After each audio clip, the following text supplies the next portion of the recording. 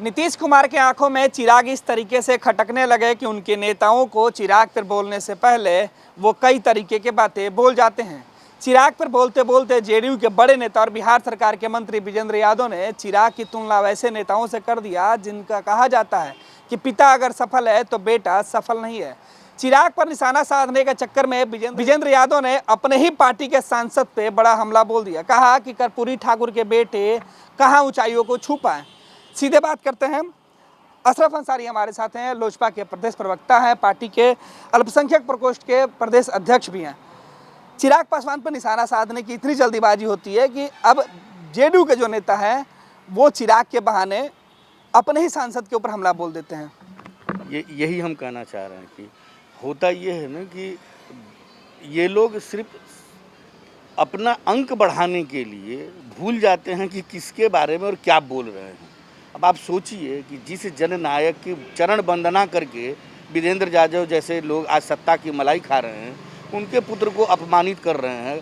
कर्पूरी जी को अपमानित कर रहे हैं। कर्पूरी जी के पुत्र आदरणीय रामनाथ ठाकुर जी को इनकी सरकार में, इनकी पार्टी ने मंत्री पद दिया, विधानसभा भेजा, दो बार राज्यसभा भेजे। तो इसका मतलब कि या तो विजेंद्र यादव जी को नहीं पता है, अज्ञानता है, या फिर पार्टी को नहीं पता है कि हाँ रामनाथ ठाकुर जी किस तरह के लोग हैं, इनको मतलब बनाना चाहिए या नहीं बनाना चाहिए। तो ये लोग खुद बोलने के चक्कर में हर बार भूलते हैं कि हाँ हम क्या बोल रहे हैं और किसके बारे में क्या बोल रहे हैं।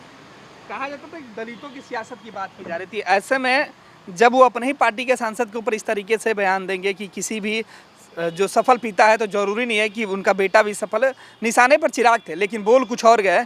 क्या लगता है कि बिहार की सियासत में इस तरीके के बयानबाजी गठबंधन के अंदर रह के करना सही है? ये तो अब इसका जवाब तो विजेंद्र यादव जी देंगे, क्योंकि जदयू में बड़बोले नेताओं की कमी नहीं है और ये लोग यही करते हैं ना, बोलते बोलते भूल जाते हैं।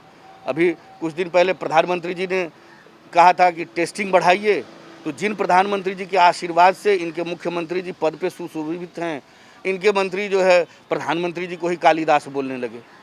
अब दूसरे मंत्री ये अपना अंक बढ़ाने के चक्कर में कर्पूरी जी को और उनके पुत्र को अपमानित कर दिए कि वो ऐसा हो ही नहीं सकता। जब नहीं हो सकता तो राज्यसभा क्यों भेजे, कैबिनेट क्यों भेजे।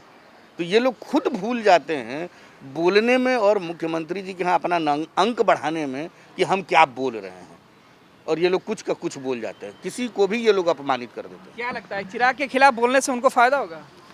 अब ये तो वो बताएंगे, लेकिन हमको लगता है कि नहीं, हम यही चाहते हैं, लोजपा चाहती है कि इस तरह के बयान के बाद विजेंद्र यादव जी को 1 मिनट भी मंत्री पद पे नहीं रहना चाहिए, उनको तुरंत इस्तीफा देना चाहिए या फिर नीतीश कुमार जी को उनको तुरंत बर्खास्त करना चाहिए।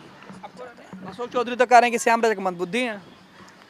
अब ये तो उन लोग का आपस का मामला है, वो बताएंगे कि वो तीक्ष्ण बुद्धि हैं या वो मंद बुद्धि हैं, वो खुद समझेंगे लोग आपस में। लेकिन सियासत हो रही है, इसको सियासत नहीं कह सकते, ये सियासत नहीं हो रही है ना, यह अज्ञानता है।